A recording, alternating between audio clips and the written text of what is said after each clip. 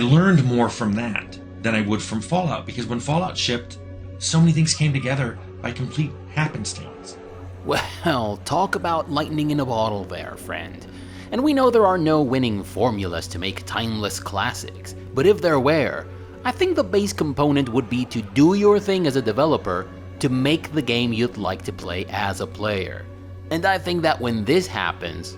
Before Fallout shipped, about 6 months, people in QA started coming in evenings and weekends on their own time for free to play Fallout.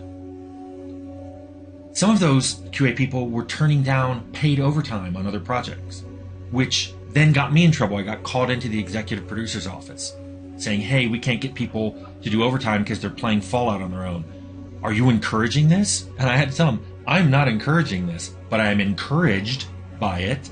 You can take it as a pretty good indication that you're nailing it. And it's all about passion, really. These people were bursting with narrative, artistic, and gameplay ideas. And some of them even made it an honor point that they would not back down from to get some of their ideas into the final product. There was more art and lore inside these heads than anyone could fit into a game.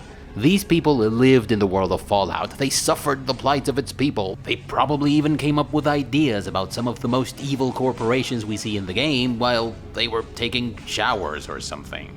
You can tell that these people ate, drank, and shat Fallout at the time. They were Fallout at the time. And if you follow Tim Kane's channel, to a certain degree they still are, even if they have participated in countless other projects since. But Fallout was the game with which they caught lightning in a bottle. Take for example this dude who's just lying dead in the floor of Vault 12. If you are playing a video game, all you are going to see is a bag of easy loot in the form of a corpse. But if you are truly walking in the shoes of your main character, if you are immersed in the experience, you are going to want to know more. After all, people aren't just lying dead everywhere, are they? Why is this guy dead? What happened to him? Aren't you curious? If you hover your cursor over the guy, you see that he is a merchant. Okay, but what is a merchant doing here? And why was he killed? These glow-in-the-dark cocoon-style ghouls don't just attack people on sight. I know this because I've walked about the facility and no one has attacked me except for those 2 lunatics at the gates. And this dude is surrounded by ghouls, and they aren't attacking me. But if I happen to steal the one thing that I came for, the famed water chip, well then they will turn hostile and try to kill me. Oh, so maybe this guy beat me to it? Is that why he was down here in the first place? If you talked to the ghoul pacifist leader, you know that ghouls are having a hard time with their water supply at the moment, but otherwise they are self-sufficient in this respect. But there are no institutional authorities in the world of Fallout, so everything is up for grabs, and whoever controls access to this vital resource wields tremendous power over the population who consumes it. And if you talked to the water traders back in the hub, you know that they are in the water business, and you also know that they are just another unscrupulous, power-hungry faction who seek to extend their influence in the region. So could it be that this guy was sent here to steal or sabotage the water chip so that the people of the necropolis would have no choice but to turn to the water traders in the hub for water? It's a plausible explanation, I say. And that, my friends, is the Fallout experience.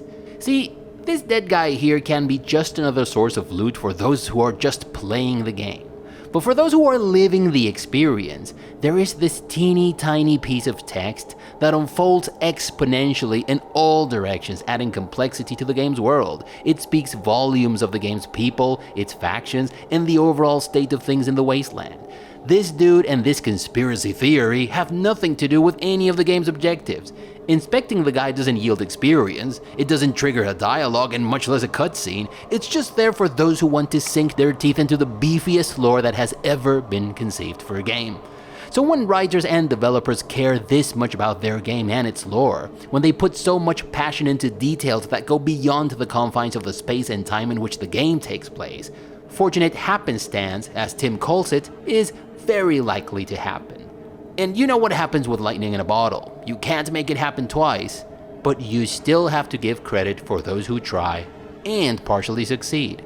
Welcome to Ye Olde Entertainment. My name is Alex, and as you know, it is my duty, my mission, my purpose in life to help you decide whether that game that you have been thumbing for so long is indeed the right game for you or not. And today we're taking on no less than the second entry in the Fallout series, the quintessential post-apocalyptic RPG that turned the world of gaming on its ear and redefined choice and consequence for the genre for decades to come. And to many, this second entry is the apex in the saga, and I can see why. I truly do.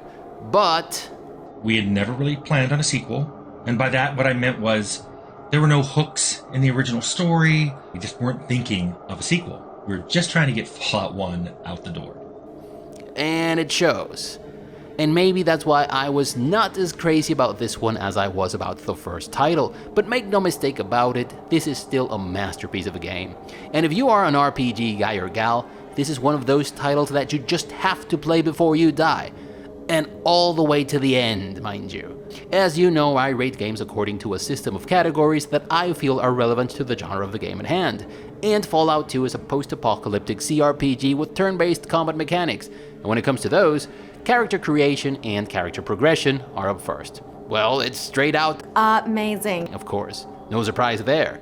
It's basically the same character creation and leveling system that we had in the first game. And I already talked extensively about that one in the video about Fallout. Link in the description section, by the way. For those who didn't watch that video, I'll just round up things by saying that this is one of the most robust and ingenious character creation systems ever created. And that's because player choice is the turnstone of the whole system. It's like the devs sat down and said, we want the player to experience the game in his or her own terms. We want those who want to live the fantasy of the silver-tongued charlatan to feel right at home. We want those who feel smart and astute when they sidestep a combat by sneaking in and out of places and stealing shit without having to fight for them to feel right at home. We want those who want to be an unstoppable juggernaut of blow-upness to be happy costumers. But we don't want them to feel like it's all sunshine and bunnies, do we? We also want them to say, I don't have enough science skill. Or, oh damn, this guy holed up in there and I can't lure him out. Moral of the story, one does not simply neglect lockpicking in Fallout games. That is the Fallout experience, my friends. Our character will surely have different strengths and weaknesses, just as we do in real life. And that of course means that not everything is for everyone. And you'd be wise to seek out the challenges that you'd have an easier time with given your talents. Or pay the price of your stubbornness and do things the hard way. The OG Fallout games were made in a time in which it was perfectly acceptable to fail at things that you weren't good at. Or taking a deep breath and saying, well, I can't sneak for shit, but I still want whatever is inside that computer, so I am going to do it the hard way.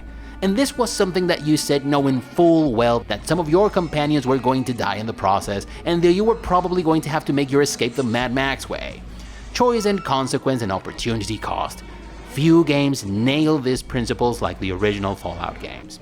So in Fallout 2 you have stats.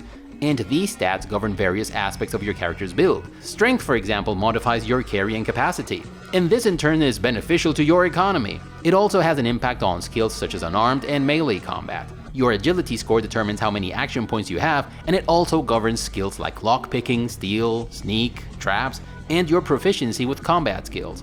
Perception increases a stat called sequence, which acts a bit like initiative with the added bonus that it may grant you more than one round per turn, and it also governs skills like traps, lockpicking, and for some reason, first aid and doctor. And the same thing goes for the rest of the stats. That's lazy. Yeah, well, I already talked about that extensively in the previous video. In fact, both games share the exact same character creation and leveling system, but I do think that opportunity cost is masterfully woven into Fallout 2's character creation and leveling system, more so than in the original game. Take the example of strength as the modifier for your character's carrying capacity. The stronger you are, the more you can carry, and the more you can carry, the more money you are going to make out of selling stuff. But moving around from city to city in Fallout 2 takes a lot of time compared to the original game, and chances are that you are going to be waylaid by enemies and must defend yourself. Wrong game, dude. Fine, you're going to get ambushed several times. I hate ambushes in video games, by the way. So when you leave a location to travel to the other end of the map, it truly feels like you have left the place for good. So killing a bunch of things and leaving tons of loot behind because you can't carry any more stuff has a huge impact, because going back to set place just to collect the loot is very costly compared to not being a wimp, I guess. But then there is charisma, which modifies the number of followers you can have, and they can carry shit too, so when it comes to loot hoarding, charisma is a solid alternative to strength. And you can also get a car early on in the game, which is one of the best things anyone has ever brought to the RPG ballpark. Having a car greatly reduces travel times and the likelihood of getting ambushed, which is a really good thing because, man, I hate ambushes in video games. Plus, your car has a trunk in which you can store shit, and that is just the stuff heaven is made of. This should have become a mandatory feature in every RPG, regardless of its theme or variant. But while getting a car does make your life significantly easier, acquiring one isn't easy. It's expensive, and it requires you to go back and forth between two fairly distant locations to get the stuff that you need to get it to work. Plus, you need to keep a steady supply of batteries with you at all times if you don't want it to leave you stranded in the middle of the desert. The bottom line here is that you have plenty of options to get shit done in this game as you do in the first one, and they all come with a healthy dose of opportunity cost. But I feel like Fallout 2 does funnel you into doing things in a certain way from time to time, and it feels like it does so more frequently than its predecessor. Oh, so you've taken the quest to shake down this guy for Don Salvatore. Well, if you're not good at lockpicking, then you're shit out of luck. You can't blow up the door or tear it down with a sledgehammer, which I would think are pretty reasonable things to do. In the Fallout universe, that is. Oh, so you want to enter Vault City and the vault inside Vault City. Well, you're going to have to stick to one of the paths the game's laid out for you. There's no convincing the guards to let you in, even if you're a hot chick with mad charisma. Which is funny because there are several dialogue options in many other conversations that seem to be there for you to flex your speech muscles, but those seem to pop up only when the game feels like giving you the option of sidestepping the combat alternative. In Vault City, for example, it's interesting that guards search you for weapons and drugs before you enter the city, but they don't do the same to your companions.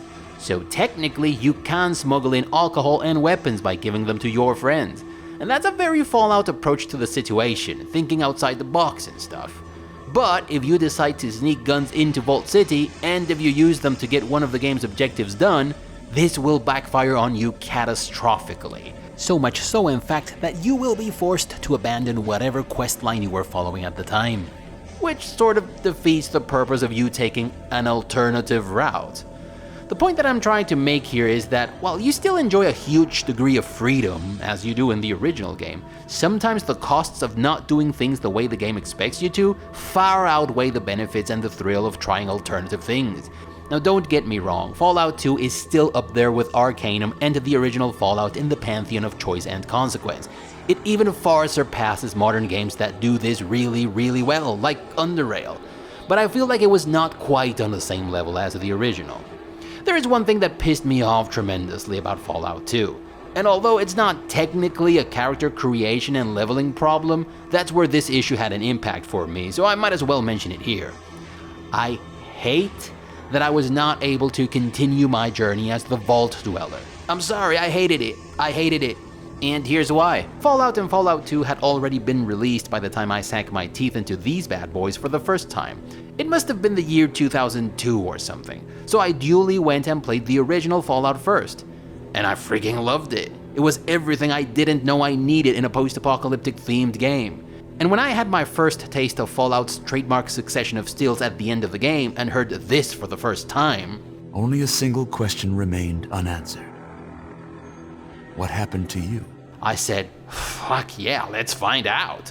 Also, I had just finished playing Baldurs Gate and Baldurs Gate 2 at the time, so there was not a shadow of a doubt in my mind that I was going to be able to import my Vault Dweller from the previous game and continue my adventure. But Fallout 2 was like, fuck you! So I guess I was all like, fuck you too! He said fuck you too, by the way, not YouTube. Please don't take down my channel if you're watching, thanks. And to add insult to injury, not only was I not given the choice to pick up from where I left, but I was also going to have to play as a native tribesman. It's like they were not only fucking me in the ass by not letting me play my Vault Dweller from the first game, but they were also pulling my hair and saying, "Who's your daddy?" in the process. And your first mission is to retrieve some MacGuffin for your people, because without it, everyone will surely die. And you have a time limit to do this. What the fuck? It's the same! It's the exact same fucking thing from the first game. At least in the first Fallout, you had no prior knowledge of the world, so there were no expectations to disappoint lore-wise. Also, vaults pretty much are the thing in Fallout lore. Actually, the original game was meant to be called Vault 13. But native tribes, they weren't a thing. Certainly not compared to vaults, so my natural first reaction was to hate this native thing. I still think this is one of the best games ever made, and replaying it for the first time in more than 20 years made me feel the same thing I felt when I played Icewind Dale 2 for the first time 2 years ago. And it's that I just can't help but feel they don't make them this good anymore. As for the character creation system, while the whole not being able to import my character from the previous game and the "you have to be a native" things pissed me off, I still think this is a 10 out of 10 character creation and leveling system. Gameplay. For the most part, it's better of the same. But what is the same? Fallout 2's gameplay mix consists of combat, exploration, questing, and puzzle solving. And to me, questing is easily the aspect of the game that saw the biggest improvement in this second entry in the series. In the OG Fallout, I always had the impression that I was playing a part in something bigger that I couldn't even fathom, like I was a pawn in a game that I didn't fully understand. And that was cool and all, but this time you witness how your actions have an impact on the world around you. There is MODOK, for example. MODOK needs help from no one. Well, this MODOK does. Minor spoilers coming your way. This farming community is starving and it's about to start a war with a neighboring mysterious farm, a war that they will surely lose. And it's all because of a misunderstanding.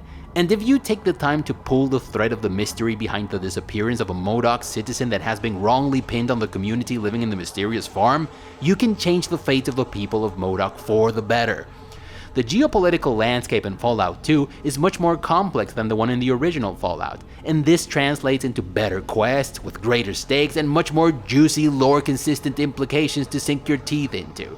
Take for example the city of Gecko, the place that an ostracized population of ghouls have decided to call home. In the center of the town sits the Gecko City Power Plant Complex, which is powered by the Poseidon Oil Reactor No. 5. Ghouls are disfavored humans in Fallout lore, and this group of ghouls made Gecko City their home by reactivating the power plant which had been dormant since the Great War. The plant not only served to power the town's various facilities, but its radioactive heat provided comfort to the city's inhabitants and kept the unwanted smoothkins away. But the atomic reactor stopped working properly at some point and it began leaking into the local groundwater. And that not only began to worry the local ghoul population, but it also caught the attention of the neighboring town of Vault City because the plant's malfunction also started affecting the city's water supply, leading to an increased mutation rate, stunting births, and even the death of some citizens. Minor spoilers coming your way. So Harold, the kind-hearted, unwaveringly optimistic ghoul we all love, who had also become the city's leader, tells you about the hydroelectric something. A device of sorts that could be used to fix the reactor in the power plant. He also reveals that one such device could be found at Vault City. But when you ask him why they hadn't fetched one yet, he tells that he did send messengers to Vault City to ask for help, and they were shot on sight by the Vault City guard. Residents in Vault City even started to believe that the ghouls had deliberately poisoned the groundwater as a terrorist act, and some wanted the ghouls in Gecko to be punished for this. Meanwhile, in Vault City, you have First Citizen Joanne Lynette, who is not an overseer but like a prime minister of sorts. She too believes the power plant's malfunction to be the product of sabotage and therefore an act of war perpetrated by the ghouls, so her proposed solution is to shut down the water plant permanently, which would of course make Gecko unviable as a city, which she doesn't give too much of a shit about because she despises ghouls. And then there is Councillor McClure, who is also worried about the instability of the power plant, but he is willing to authorize the retrieval of the device from the vault stock so that you can fix the problem in a way that would be beneficial to all parties. But see, you as the main character and the hero of the story are left in an interesting position, because in order to save your village you need to find some bullshit magic MacGuffin, and the information pertaining the location of the vault where said bullshit MacGuffin is more likely to be found is stored in a computer that is inside the vault in Vault City. And in order to be allowed in there, you need to become a citizen first. And First Citizen Joanne Lynette is the one person that you know of who can't grant you the citizenship you need. What to do? Do you do First Citizen Lynette's bidding and shut down the power plant, knowing that this action will doom the entire population of Gecko City? Do you retrieve the hydroelectric Mugatu sphere and go back to Gecko to fix the reactor and then hope that Fallout 2 is Fallout-esque enough to provide you with other means to acquire the citizenship you need? Or maybe other ways to come by the information pertaining the location of the vault where the bullshit MacGuffin is supposed to be, with the added concern that you're running out of time. This is a proper CRPG quest, friends. it has big implications that go beyond the fetch mission itself. It involves people and locations that are deeply rooted in the game's lore. This is the kind of quest that makes you feel like the game's universe spreads far beyond the confines of the areas that you get to explore as the main character of the story. It makes you feel like your adventure is just the latest episode in the history of the game's world and its people, which have been around for long before you were even born. Fallout 2, along with Fallout New Vegas, is the game that makes the most out of the IP's intricate lore. And that's why this game is amongst the most immersive I've ever played, even putting to shame some of the best modern gaming has to offer. Combat in Fallout 2 is not up to par with some of the best modern day titles in the ballpark. XCOM Enemy Unknown is to blame for this, even if it isn't an RPG. That game revolutionized isometric gun-based, turn-based combat to the point that almost every turn-based RPG that favors guns uses XCOM's system as its core mechanic. But that doesn't mean that Fallout 2's combat is dumb, boring, easy, or overly simplistic. Quite the contrary, in fact. There are a lot of juicy layers that add complexity to the combat in this game. Weapons have varying degrees of efficiency depending on the enemy. They have minimum strength requirements, and they are categorized with a multi-tier taxonomy system that starts with the skill required to use them efficiently. Take a look at this beautiful chart of weapons in Fallout 2. You have unarmed, melee weapons, small guns, big guns, energy weapons, thrown weapons, and even traps, which also count as weapons. And you have a character skill for each of these weapons. And because Fallout 2 is big on opportunity cost, you won't be able to master all of them. And if you do, it'll be at a great expense in other aspects of the game. And you don't want to do that, believe me. But then you have child terms in that taxonomy. We could call it types. Under small guns, for example, you have pistols, SMGs, rifles, and shotguns. And these are significantly different from each other. They use different types of ammo, they are more or less efficient depending on the range from which they are fired, and on how much of a difference it makes to hit an enemy in one very specific weak point. Also note that this chart tells you the weapon's damage, but also the damage they do per action point. Your followers are also much more efficient if provided with the weapon type of their preference. For example, pistols, SMGs, and shotguns are all small guns. And your small gun skill will determine how efficient you are with these weapons, but Cassidy, for example, will state that he prefers shotguns over any other small weapon. And trust me, you want to give this man his weapon of choice. Speaking of followers, this time around you can assign weapons and armor to them, and you can even customize their combat behaviors. And choosing the appropriate behavior for each follower, and even going into the custom tab to be specific about when and how to carry out each individual combat action, makes a world of difference in combat in this game. And then there are of course the various perks which allow you to turn the table of combat in your favor if you know what you're doing. Now, enemy variety in this game is a little bit disappointing. In fact, I think every freaking enemy that you face in this game has been recycled from the original Fallout. There's absolutely nothing new in this department, and this feels a little bit lazy. Also, friendly fire is immersive, realistic, and something that adds to the complexity and even the fun factor of the game. But man. Shit! Fuck! God damn. Damn, that Marcus guy and his fucking minigun. That's all I'm going to say about it. I do like that in this game you have more intense you against the world combat encounters than you had in the original game. At least more combat episodes that are meant to play out this way, and I say this because in my latest playthrough in Fallout I had to murder an entire town to get out of there alive. Exploration in Fallout 2 is also way more gratifying than it was in the first game. Locations in the world map are further apart, and that adds to the feeling of adventure of the game. Also, traveling the wasteland and clearing the map reveals a lot of unknown locations. You may come by important locations where there is quest-related stuff to do, but there are also various minor places where there are items to be found or easy experience points to be made. You may also come by useful items and interesting bits of lore. Some cities and towns have interesting layouts with areas that are closed off and require you to figure out how to access them. There are also secret locations where there are quests to complete, so it's actually surprisingly robust. There are even some places that will bring back memories from the previous game if you look hard enough. But I also like that cities are not big enough to outstay their welcome and give you an anxiety attack. Puzzle solving in Fallout 2 has some of that Sierra-like problem solving that we also had in the original game. You know the type, right? How do I get to that second floor of the vault? Or how do I disable those energy barriers at the military facility? Well, there are some pretty awesome seamlessly integrated puzzles here. Clearing the rubble in this location that I won't be spoiling is easily my favorite. But then you have one of the most annoying and imbecilic puzzles in the history of gaming.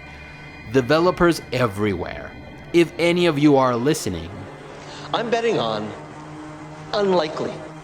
At some point, the main character in an RPG will get to a plot point that will trigger the rising action. A rising action that will constitute the final stretch of the game that will end in the game's climax. Well, you do not, I repeat, you do not put a mandatory fucking puzzle with lengthy trial and error mechanics in that fucking part of the game. You do not. And yet, there you have it. A trial and error door puzzle and electrify floor tiles. The funniest thing about this is that in this location there are 2 more rooms where there's military personnel hanging out. I guess security codes and electronic locks are too mainstream, so instead they decided to throw in a labyrinth of doors and electrified floor tiles that could fry their own personnel if activated in the wrong order. Who the fuck does this? This is the least Fallout thing that has ever made it to a Fallout game. Not only does it break the pace of the game and stops the intrigue and the thrill of the rising action in that final stretch dead in its track, but it also shatters the immersion to pieces. But while I think Fallout 2 surpasses its predecessor in many respects, I also felt like the game annoyed me in so many tiny different ways that I ended up hating it a bit from time to time, which didn't happen in the original. So let me tell you about some of those things. Small annoyance number 1. There seemed to be many more narrow corridors and tiny rooms in Fallout 2 than in the original game. And because my main character was a maelstrom of charisma this time around, she walked about with 5 followers for about half of the game.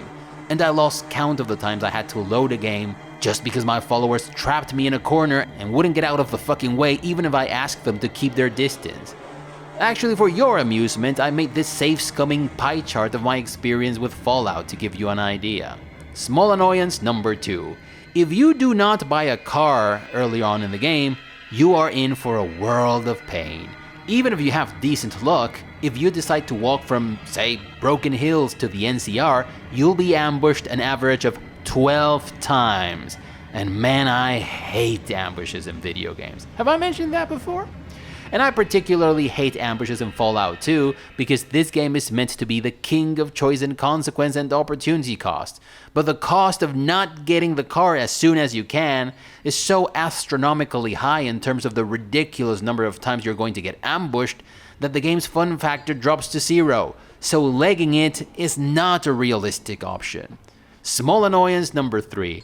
There is this crazy ass bitch called Miria, a chick that you can marry in Fallout 2. Although in truth, it's more like you end up being forced to marry her if you think with your follow your primal instincts. The thing is that once she becomes a follower, you cannot ask her to keep her distance, and you cannot ask her to wait for you to return.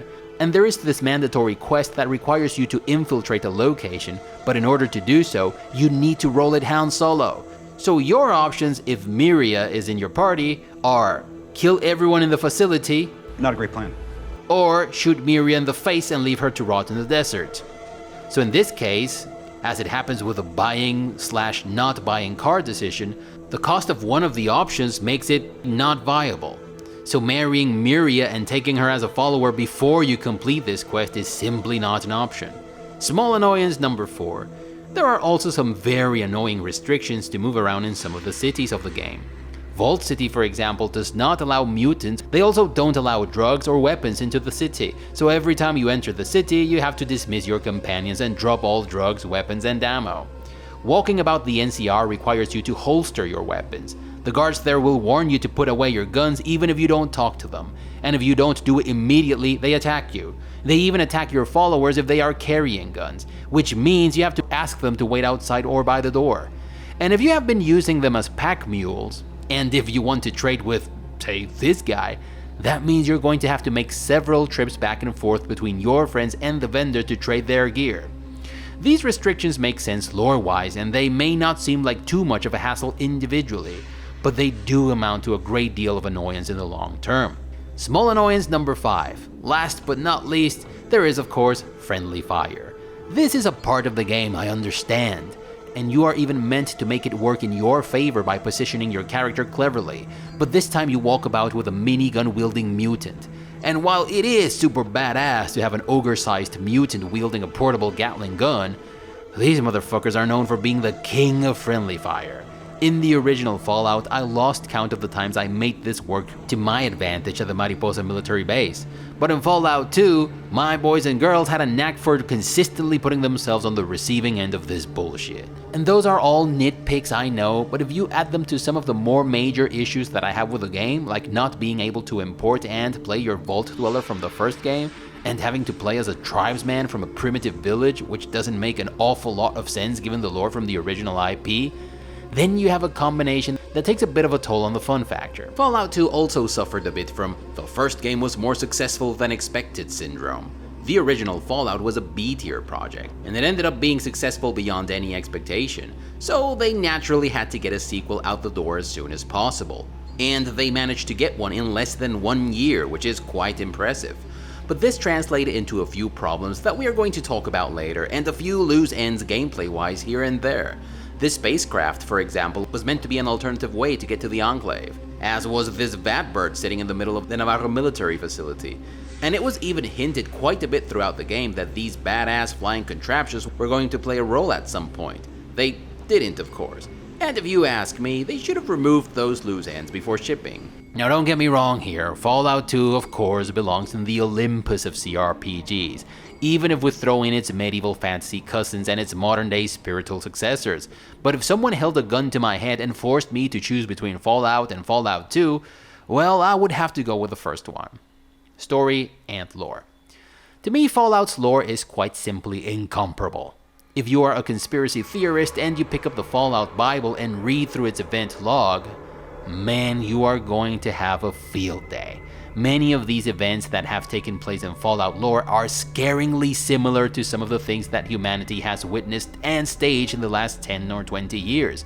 Hell, at this point I'm just hoping the coincidences stop before the Great Nuclear War, which doesn't seem entirely outside the realm of possibilities these days.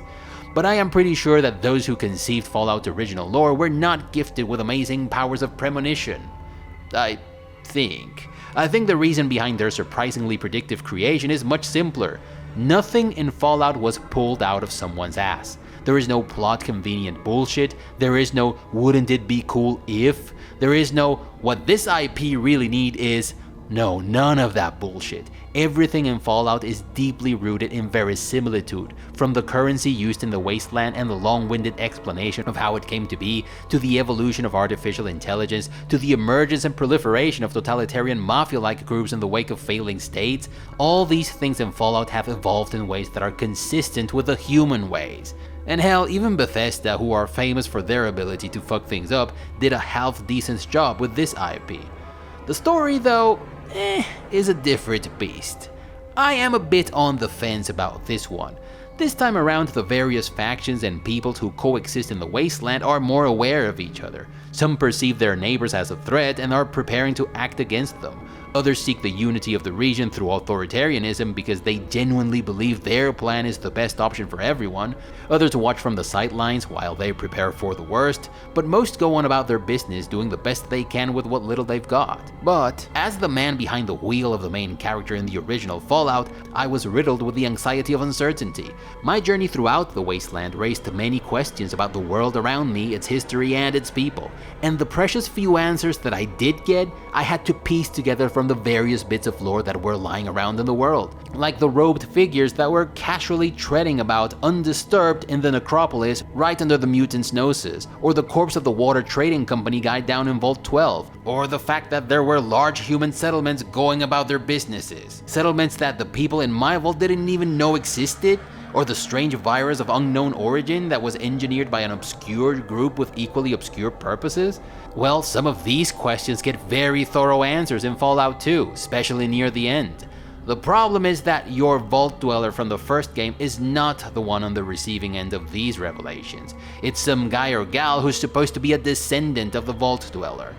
and at the beginning of the game you get an overly convoluted explanation about how your tribe came to be, and it tries to establish a connection between your people and the Vault Dweller. But your tribe and your village all throughout the game feel like an uncomfortable appendix story-wise. It feels as though the writers didn't know what to do with your village, so whenever an NPC talks about the vaults, there always needs to be a painful tag-on question like, "Cool, that explains the vaults, but what about my tribe?" Imagine how much more impactful it would have been if the Vault Dweller had been the one to hear about the Vault's purpose and the EFV virus from the President of the United States. It was the Vault Dweller who came out of one of the famed vaults. He or she was the one who was forced to journey across the wasteland in search of a water chip to save everyone's lives. He or she was the one who came back to learn that the Vault's overseer had known about the outside world all along and had purposely kept everyone in the dark for the sake of an experiment. It was the Vault Dweller who was exiled and sentenced to wander about in the desert. And the shattering truth behind these events gets revealed in Fallout 2, to someone who does not have a direct stake in the matter. The original Fallout also left you with a lingering feeling that you had played someone else's game all along. That wandering about in the desert was a fate that had been chosen for you long before you saved your people, like all your sacrifices were a part of a plan that served some twisted social experiment. If you play your cards right, Fallout 2 ends on a high note. You get a happily ever after ending that seems to run contrary to the overarching point the IP seeks to make. War never changes. It serves the interests of petty people who grow detached from the causes they embrace in the first place. Leaders become warmongers when they become alien and unempathetic toward the people they are meant to serve. War is the sword of Damocles that hangs over everyone's head, and it is so because we allow it to happen and even play an active part in dangling the damn thing. And that's why something about the final succession of stills in Fallout 2 feels a little bit off tonally. This is also true of the way in which the game handles its humor. I am a huge fan of levity, fourth wall breaking, and cultural references from other media, and I'd be lying if I told you that many of the pop culture references that this second entry throws at you didn't put a smile on my face. But again, the first game in the series set the tone for this IP, and it was mostly dark and foreboding, and it was precisely this grim tone that served to emphasize the picture of the human spirit that the game sought to paint through characters like Harold, a man who had been through the worst tribulations but still continued to expect good things to happen. And the original game was by no means devoid of humor, but it was appropriately clever, subtle, and understated for the most part. But Fallout 2 felt like a modern-day Marvel movie at times. I understood that reference. Making ill-timed jokes and going overboard with its cultural references. If you make a joke and someone doesn't get the joke because it requires cultural knowledge or something specific, they shouldn't even know there was a joke. Or there should be another part of the joke that's funny, but they don't get the joke at a deeper level. That apparently just went out the door when I did. Because Fallout 2 is full of jokes that are in your face. If you didn't see the movie, if you don't know the pop star, then you will know a joke was told and you're not getting it, which I didn't like. I still like many of the references and jokes that were hidden away in random encounters in the desert, for example. Like this time when you come by this bridge where there's this obscure robed figure who asks you 3 questions before he lets you pass. This dialogue is not voiced, but if you know the reference, it doesn't need to be. Stop! Who would cross the bridge of death must answer me these questions 3. The other side he see. Ask me the questions, Bridgekeeper. I'm not afraid. There's also this part in which you follow a dude to a cemetery and then force him to dig out the money he owes to your employer. And of course, they threw in Blondie's timeless line from The Good, the Bad, and the Ugly. You see, in this world, there's 2 kinds of people, my friend. Those with loaded guns, and those who dig. I also like those references that you only get in very specific situations. For example, if you go back to New Reno after you acquire the power armor from the Navarro military facility, and if you walk into the Golden Globes adult film studio, which by the way is the best name for a porn movie studio, then one of the porn actresses will say, "It's a little short for a stormtrooper." And another one will say, "What film are you trying out for? The Day the Earth Stood Still?" These are my favorites because they are a little bit off the beaten trail, so to speak. If you play the game casually, and you more or less follow the main questline in the intended order, you are going to miss out on many of these. Another reference that I am perfectly fine with is the description for the .44 Magnum revolver, which reads, Being this is a 44 Magnum, the most powerful handgun in the world, and would blow your head clean off, you've got to ask yourself one question. Do I feel lucky? Well, do you, punk? Then there is this evil guy who fights in the public street boxing ring in San Francisco who is called Lo Pan, which was taken from one of my favorite cheesy films from the 80s, Big Trouble in Little China. And while I am not fond of the excessive fourth wall breaking in Fallout 2, I am totally okay with the unbridled fourth wall breaking maelstrom that takes place after you finish the game. Because yes, Fallout 2 is a game that you can continue playing after you've watched the credits roll. If you go to New Reno, for example, and talk to Father Tully after you've beaten the game, he gives you the Fallout 2 hint book and says, "Most players today do not finish games." Well, I guess that has been going on for a while then. So to wrap things up for this category, yes, Fallout 2 is not perfect in the story and lore department. Of course it isn't. Not being able to play as your Vault Dweller from the original game is a huge minus for me. I also never bought into the whole tribesman origin, and I found the happily ever after ending and the way in which they handled the humor aspect of the game a little bit tonally off. But again, make no mistake about it, compared to most of the titles that have been marketed as Fallout's spiritual successors, this is an absolute masterpiece of a story. It's thrilling, filled with stakes, and more importantly, it puts you, the player, squarely in the driver's seat of the story. Companions lore-wise. They are shitty. Not as shitty as the ones in the original game, but not great either. At least the whole episode of you being forced into marriage with Miria because you were caught red-handed with your pants around your ankles is a funny anecdote to discuss with your friends when talking about the game. And to be fair, your companions in Fallout 2 have interesting backstories that are an integral part of the game's lore. Vic is an old, bald, and fat man who tags along for the ride.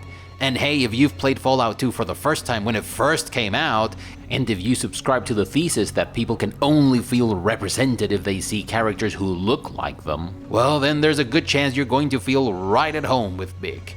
And he's not just some dude who joins you because he's bored of his dull life in X or Y town. Vic is an NPC that you have to seek out because he's the only lead you have to finding the Gek, the precious MacGuffin that you have to find in this game. Vic is a trader who specializes in pre-war technology and used to make a living by trading with tribes like the one the main character hails from. But that was before he made a bad deal with a slave trader who goes by the name of Metzger and became his prisoner. And Vic's story is quite colorful. At some point in Vic's life, his craft took him to Vault City, where he became entangled with a Vault City citizen. The result of this little adventure was Valerie, a girl with fiery temperament and a little patience, who eventually grew up to become Vault City's main repairwoman. And at some point in the game you get to meet this Valerie character, and if you walk into her establishment with Vic, well, go get yourself some popcorn because you are in for a heated family drama treat. And then there is Marcus, the mutant sheriff of the town of Broken Hills. He's one of the remaining super mutants who used to serve in Unity, that crazy-ass faction led by the character known as the Master in the first game. Marcus tells you that he was fully on board with the Master's plan, and he was convinced that, as they were, humans were incapable of rising above their conflictive nature and overcoming their vicious cycle of war. He resented the Vault Dweller at first for bringing upon the destruction of the Master and undoing his plan, but he eventually acknowledged him as the avatar of the human spirit, someone who embodied the species' resilience and will to survive. And the fact that someone like this ends up traveling the world with a descendant of the Vault Dweller is quite remarkable.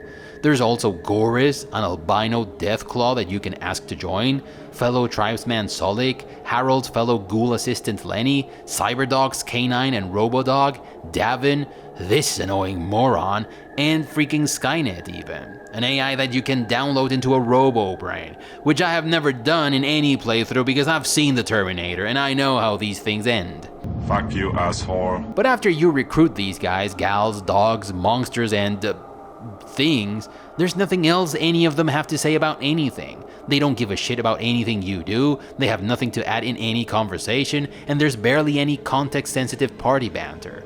But what little you get from these people and creatures in Fallout 2 is already loads more than you got in the previous game. None of that is enough for me to consider them halfway decent though. Companions gameplay-wise. Well, this time around your companions are significantly more useful than they were in the original game. Actually, your companion Cassidy is pretty badass in a fight, I tell you. I don't think I would have made it through many of the combat encounters if he hadn't tagged along for the ride. And I really like that your followers are ready to lend a hand with stuff other than combat. Lenny can come in quite useful if your main character is not much of a doctor. And if it had not been for Vic, who took care of the damaged power generator in this facility, I wouldn't have been able to access the lower floors in the building. This time around, you have way more control over your companions. You can ask them to equip the best weapons and armor in their inventory, you can choose different combat dispositions, and better yet, you can customize each individual combat action to trigger under different circumstances.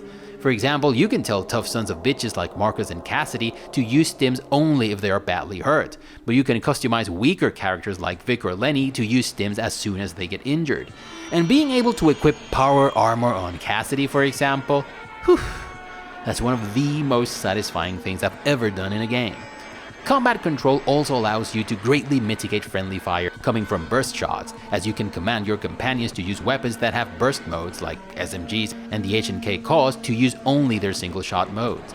But weapons like miniguns and flamers will always be as dangerous to your party as the diversity and inclusion hire to a company's profit. I'm actually quite impressed with the tactical possibilities of this little panel. It's still not the same as being able to take control of your companions like you could in those Infinity Engine games of old, or any modern game for that matter, but it still leagues better than what you had in the original Fallout and even Arcanum, which came out later and could have benefited from a feature such as this one. Overall, not great by any stretch, but a significant improvement over the original game. Secondary mechanics and user experience.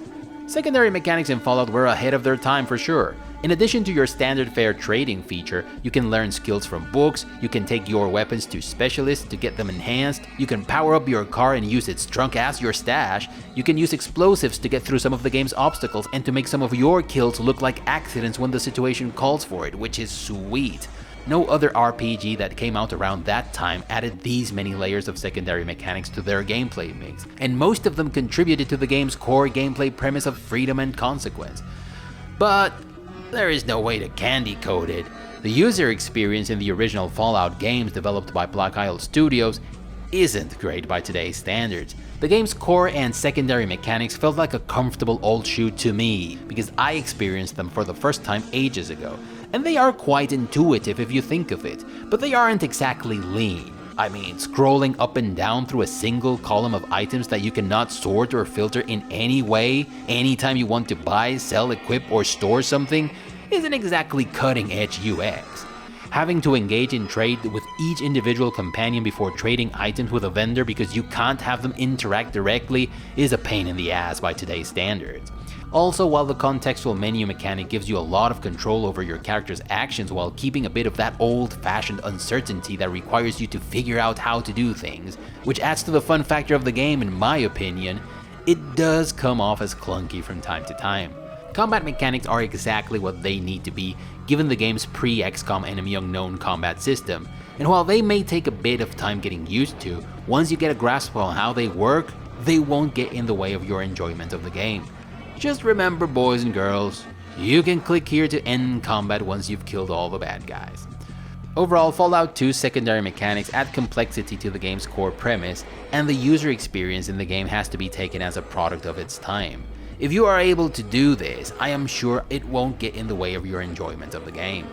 Sound effects and mix.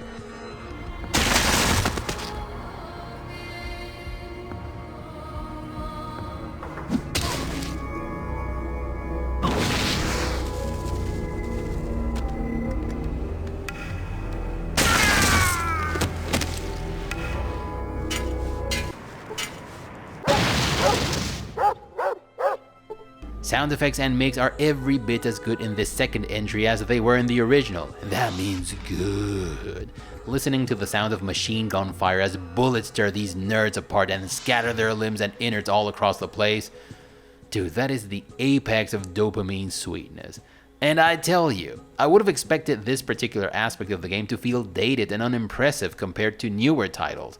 But holy shit, if anything, games like Encased, UnderRail, and some other newer isometric RPGs could learn a thing or two about the sonic oomph factor from this one. And it's not just combat sounds that are awesome in this game. Electronic sliding doors have a proper little sci-fi sliding sound to go with them, and the same goes for explosions, portals, electrified pressure plates, weapon reloads, and so on and so forth. Also, the sound mix in Fallout is quite impressive, as there aren't any volume or clipping issues to speak of.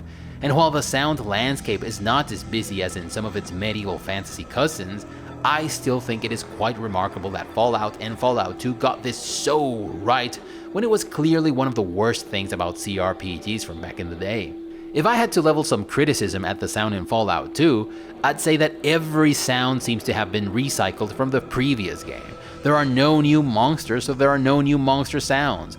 Guns have the same sounds per weapon types as they did in the first game, and the type of ambiance and facilities are exactly the same as they were in the first game, so, well, they didn't exactly work overtime on sound design in this one. But overall, it's still pretty freaking good. Music.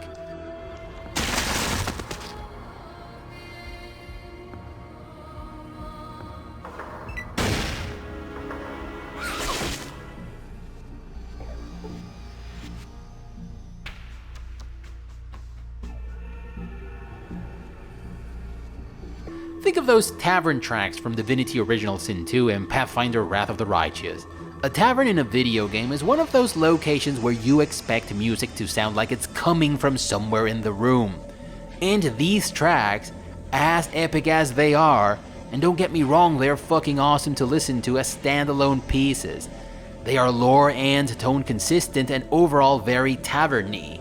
But they just don't fucking sound like they are being played by 3 half-drunk tavern musicians. It comes off as overdone and a little bit immersion breaking to me. And that's why, though I am not a huge fan of Dragon Age 3 at all, I can greatly appreciate that the tavern music in that game does sound like it's coming from the single bard that's playing it. And I mention this example because I think the soundtrack in the original Black Isle Fallout games is greatly underappreciated. Fallout has a minimalistic score that barely sounds like it was composed by a musician. It was, of course, and it's clever and catchy, but it almost mimics the soundscape of the world around you, and it adds so much to the immersion aspect of the game. And again, if I had to level some criticism at Fallout 2's soundtrack, I'd say that most of the score is the exact same score that we got in the original Fallout. We get a couple of new tracks like the one that plays while you are exploring New Reno or San Francisco, and a licensed song, A Kiss to Build a Dream On by Louis Armstrong, which plays during the end credit scene, but otherwise it's the same. And when you get the same sound effects, the same score, the same enemies, many of the same visual assets, I don't know, man, I wouldn't blame those who'd call the developers lazy. Overall, Fallout 2's score is exactly what needs to be, but come on. Recycling the whole soundtrack from the previous game? Voice acting. And again, many seasons have touched my bones, and I am too frail for the fight which is eternal in nature. I ask that you be my champion. So you're the replacement? What's your name, Private?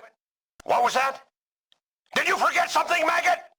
I am not his sir! I work for a living, you moron! You will call me Sergeant, or Sergeant Dornan! Do you understand me? What is it? Didn't you already take care of them? Yes, I believe you mentioned that before. Do you know who hired them? Inform me at once if you discover anything more. It's a bit all over the place. Some characters are awesome, some sound as though the actor was trying too hard, and some as though they were not trying at all. The master in the original Fallout game stole the show in that department, and there was no one in Fallout 2 who came even remotely close to that level of awesome. Fallout 2's voice acting is what it needs to be. It's nothing to write home about for sure, but not terrible by any means. Graphics. The graphic quality in Fallout 2 is exactly the same as it was in the original Fallout. It is a product of its time, yes, but it nailed the immersion aspect of the game like nobody's business. Fallout games take place in a post-apocalyptic war setting, a broken world in which its people are trying to make the best they can with what little they have. And Fallout 2's various locations are much more of a monument to its people's best and worst traits than most people probably give them credit for, I bet. Take for example the gated premises of Vault City. With its paved streets and its neat and tidy houses and stores, every bed, chair, and desk that you hover your cursor over is described as dreamy, comfy, or fancy, At the center of the council district sits an imposing building surrounded by an impeccably kept garden. By Fallout standards, of course. And compare this to the part of the city that they call the courtyard, if you can even call it a part of the city. This place looks like little more than a refugee camp, where those who count themselves amongst the fortunate live in wooden shacks, while the rest have to settle for dirty camping tents that reached their residual value ages ago. And these places are only a few meters apart, and they are separated by a wall and a fence that's zealously guarded 24/7. And there's even gun turrets thrown in there just in case. It's like the people inside the city are so unempathetic towards their neighbors that they have even erected a wall to spare themselves the sight of their misery. The courtyard, on the other hand, is a monument to not giving a shit. A building made up of rusty sink leaves passes for the town's only bar, and carelessly erected camping tents are these people's idea of housing. New Reno is a den of drug addiction, gambling, and prostitution, and every corner of the city looks the part. From the burnt-out light bulbs on the casino's marquees, to the piles of junk that are lying around everywhere, to the worn-out posters on the walls of the city promoting events from a time before the war. This is a monument to human decay, and if you stay long enough, it'll claim you just as easily as it has claimed everyone else. Hell, stay more than 2 days and you'll probably be working part-time job as a porn star or a hitman, mark my words. And the same thing goes for MODOK, Gecko, and just about any other town in the game. All these places mirror the hearts, hopes, and dispositions of their people, and that's what makes them feel alive and real. Weapons and armor look exciting and badass, and each of them has a distinctive look, and the same thing goes for ammo and consumables. Character models aren't exactly pretty, but they are lore consistent and distinctive. You can see a rich blend of inspirations that go from Mad Max to Big Trouble in Little China to the original Wasteland games, and they are all blended together and distilled into a flavor of its own.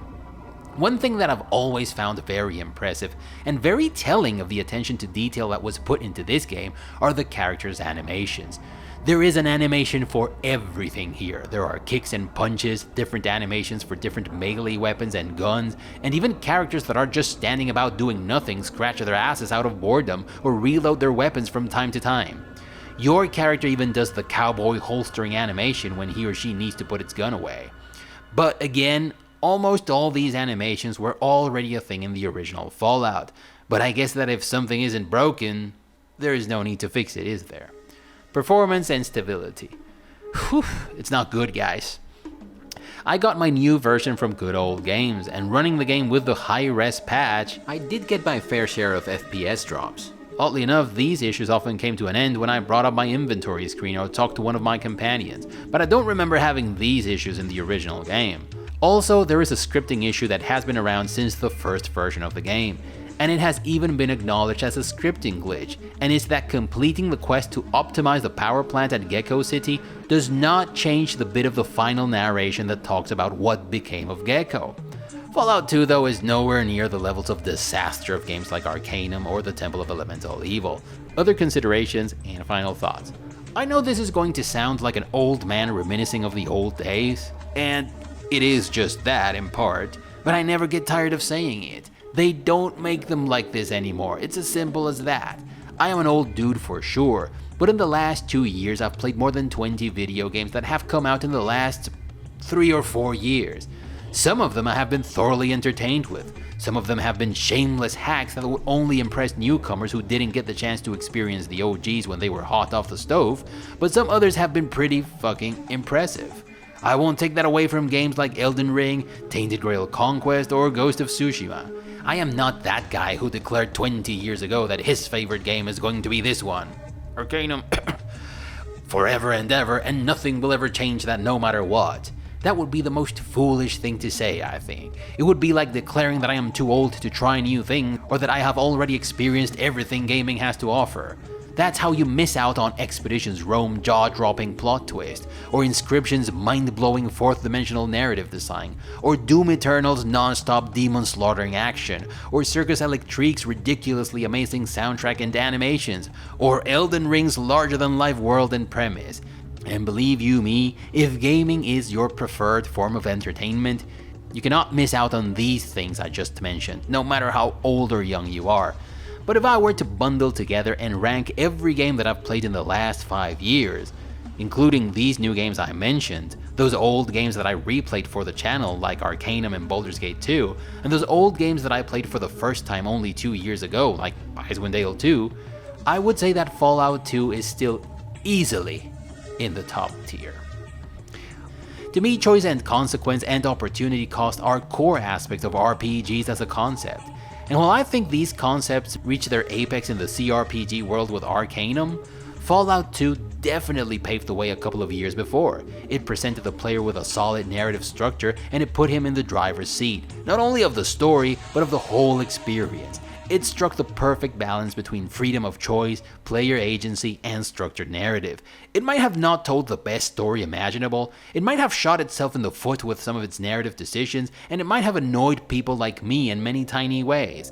But for the game that set the standards for post-apocalyptic CRPGs, and still puts to shame most of the titles that are coming out these days, these bits of criticism shouldn't amount to more than things to bicker about in the comment section or on the Discord channel, but not to put you off getting one of the best games ever made. Fallout 2 was one of the games you had to play before you die back in the early 2000s. It still was one of the games you had to play before you die back in the year 2010, and it still is now. And if I were to wager anything, I'd bet it will continue to be so for decades to come. If you liked the video, give it a thumbs up. If you didn't, thank you for watching all the way up until now. If you like what you are seeing on this channel, please consider subscribing and clicking that notification bell to avoid the usual YouTube shenanigans. Share the video, come check us out on Discord, but most importantly, never stop gaming, but don't let gaming get in the way of your hopes and dreams. Bye everyone.